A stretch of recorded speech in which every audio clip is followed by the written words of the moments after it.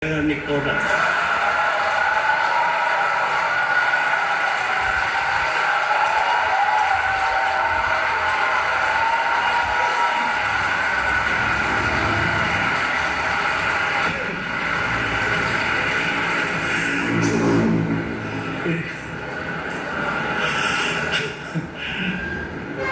Gulat si Chipin.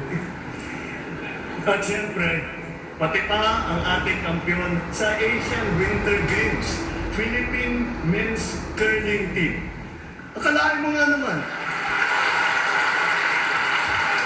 unang winter dito sa Pilipinas, napatunayan pa rin natin na kaya natin maging kampiyon sa Winter Games. Kinalanin natin ang mga atleta na umani ng karangalan para sa Pilipinas.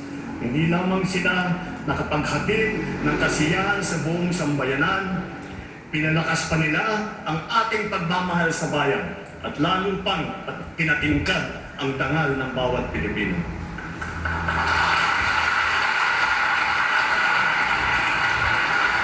Dito sa atin, mahal magkasakit. Mahal ang gamot. Kulang ang paggamutan. Walang doktor, lalo na sa mga liblib ng mga bayan. Kaya mula nang nagsimula ang administrasyon, ito ang tinutukan natin, kasama ng edukasyon at pagsugpo sa kahirapan.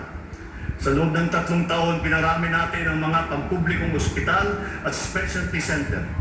Nariyan na rin ang 53 bukas center sa 32 lalawigan sa bansa. May libreng check-up, x-ray, lab test at iba pa. Ito ay para sa agarang serbisyong outpatient na hindi na kailangan magpa-confine pa sa ospital. Asahan ninyo, marami pa ang ating bubuksan na bukas.